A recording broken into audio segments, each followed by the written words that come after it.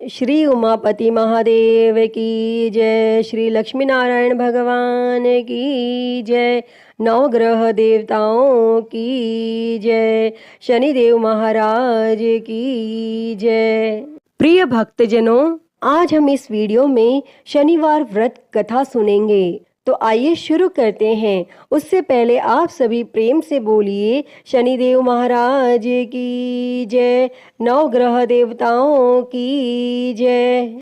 एक समय स्वर्गलोक में इस बात पर विवाद छिड़ गया कि 9 ग्रहों में से सबसे बड़ा कौन है। यह विवाद इतना आगे चला गया कि यह एक युद्ध की स्थिति बन गई।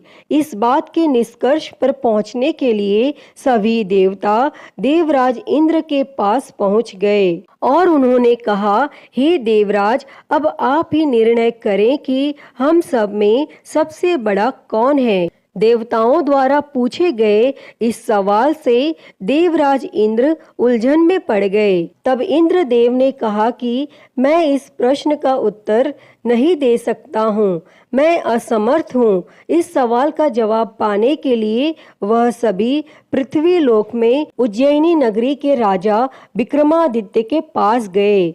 तब राजा विक्रमादित्य के महल पहुंचकर सभी देवताओं ने प्रश्न किया। इस पर राजा विक्रमादित्य भी असमंजस में पड़ गए। वो सोच रहे थे कि सभी के पास अपनी अपनी शक्तियां हैं, जिसके चलते वो महान हैं। अगर किसी को छोटा या बड़ा कहा गया तो उन्हें क्रोध के कारण काफी हानि हो सकती है। इसी बीच राजा को एक तरीका सूझा। उन्होंने 9 तरह की धातु बनवाई, जिसमें स्वर्ण, रजत, कांसा, ताम्र, सीसा, रांगा, जस्ता, अभ्रक व लोहे शामिल थे। तब राजा ने सभी धातुओं को एक एक आसन के पीछे रख दिया और इसके बाद उन्होंने सभी देवताओं को सिंहासन पर बैठने के लिए कहा। तब धातुओं के गुणों के अनुसार सभी आसनों को एक दूसरे के पीछे रखवा कर उन्होंने देवताओं को अपने अपने सिंहासन पर बैठने को कहा। और जब सभी देवताओं ने अपना अपना आसन ग्रहण कर लिया, तब राजा विक्रमादित्य ने कहा, इस बात का निर्णय हो चुका है। जो सबसे पहले सिंहासन पर बैठा है वही बड़ा है। यह देखकर शनि देवता बहुत नाराज हुए। उन्होंने कहा, राजा विक्रमादित्य, यह मेरा अपमान है। तुमने मुझे सबसे पीछे बिठाया है। मैं तुम्हारा विनाश कर दूंगा। तुम मेरी शक्तियों को नहीं जानते हो। तब शनि देव ने कहा, एक राशि पर सूर्य 1 महीने, चंद्रमा 2.25 महीने, मंगल 1.5 महीने, बुध और शुक्र 1 महीने, बृहस्पति 13 महीने रहते हैं, लेकिन मैं किसी भी राशि पर 7.5 वर्ष रहता हूँ।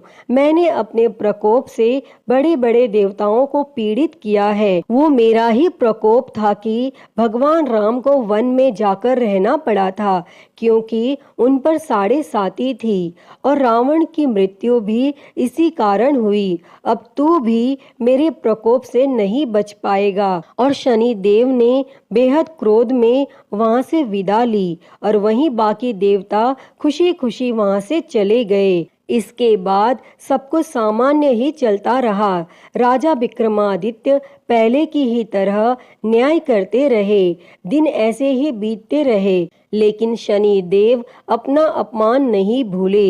एक दिन शनि देव बदला लेने के लिए घोड़े के व्यापारी के रूप में राज्य पहुंचे। जब राजा विक्रमादित्य को इस बात का पता चला तो उन्होंने अपने अश्वपाल को कुछ घोड़े खरीदने के लिए भेजा। जब अश्वपाल लौट आया और राजा को बताया कि घोड़े बेहद ही कीमती हैं, तब राजा ने खुद जाकर एक सुंदर और शक्तिशाली घोड़ा पसंद किया और उसकी चाल देखने के लिए घोड़े पर सवार हो गए। जैसे ही राजा विक्रमादित्य घोड़े पर बैठे, वैसे ही घोड़ा बिजली की रफ्तार में दौड़ पड़ा। घोड़ा राजा को एक जंगल ले गया और वहां जाकर राजा को नीचे गिरा दिया और फिर कहीं वह गायब हो गया। तब राज्य का रास्ता ढूंढने के लिए राजा जंगल में भटकने लगा, लेकिन उसे कोई रास्ता नहीं मिला। और कुछ समय बाद उसे एक चरवाहा मिला और भूख प्यास से परेशान उस राजा ने चरवाहे से पानी मांगा। चरवाहे ने उसे पानी दिया और राजा ने उसे अपनी एक अंगूठी दे दी। तब रास्ता पूछकर राजा जंगल से निकल गया और पास में ही मौजूद एक नगर में पहुंच गया। और एक सेठ की दुकान पर राजा ने कुछ आराम के लिए रुका और वहां सेठ से बातचीत करते हुए उसने बताया कि वह उज्जैनी नगरी से आया है। तब राजा कुछ देर तक उस दुकान पर बैठा। जितनी देर वो वहां बैठा, सेठ जी की काफी बिक्री हो गई। तब सेठ ने खुद को बहुत भाग्यवान समझा और सेठ ने राजा को अपने घर खाने पर आमंत्रित किया। और सेठ के घर में एक खूंटी पर सोने का हार लटका था और उसी कमरे में वह राजा को छोड़कर चला गया। और कुछ समय बाद खूंटी उस सोने के हार को निगल गई। तब सेठ ने विक्रमादित्य से वापस आकर पूछा कि उसका हार कहाँ है।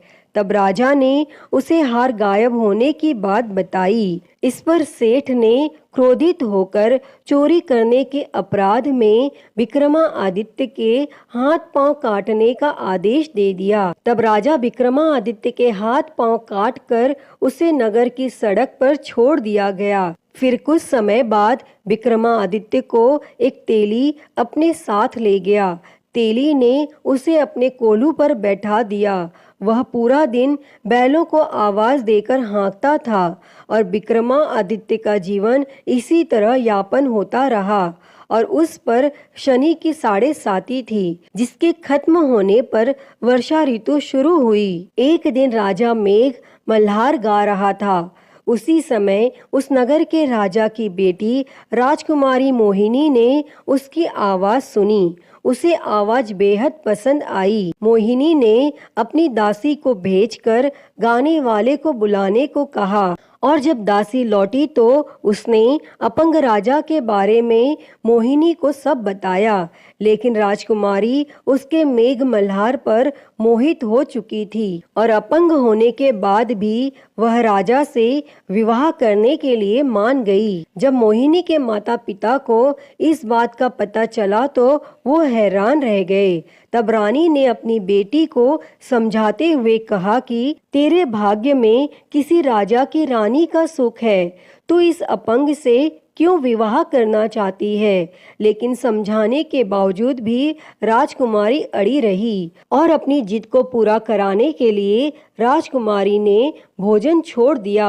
तब अपनी बेटी की खुशी के लिए राजा रानी अपंग विक्रमादित्य से मोहिनी का विवाह कराने के लिए तैयार हो गए और दोनों का विवाह हुआ और वह तेली के घर रहने लगे। और उसी दिन विक्रमादित्य के सपने में शनि देव आए। उन्होंने कहा कि देखा तूने मेरा प्रकोप। तब राजा ने शनि देव से उसे क्षमा करने को कहा और उन्होंने कहा कि जितना दुख आपने मुझे दिया है उतना किसी और को मत देना। तब इस पर शनि देव ने कहा, राजा मैं तुम्हारी प्रार्थना स्वीकार करता हूँ।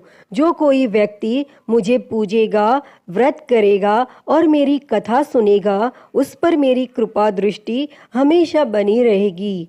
सुबह जब राजा विक्रमादित्य की नींद खुली तो उसने देखा कि उसके हाथ पांव वापस आ गए हैं और उन्होंने मन ही मन में शनि देव को नमन किया। और राजकुमारी भी विक्रमादित्य के हाथ पैर देखकर हैरान रह गई। तब राजा ने शनि देव के प्रकोप की कथा सुनाई और जब सेठ को यह बात पता चली तो वह तेली के घर पहुंचा।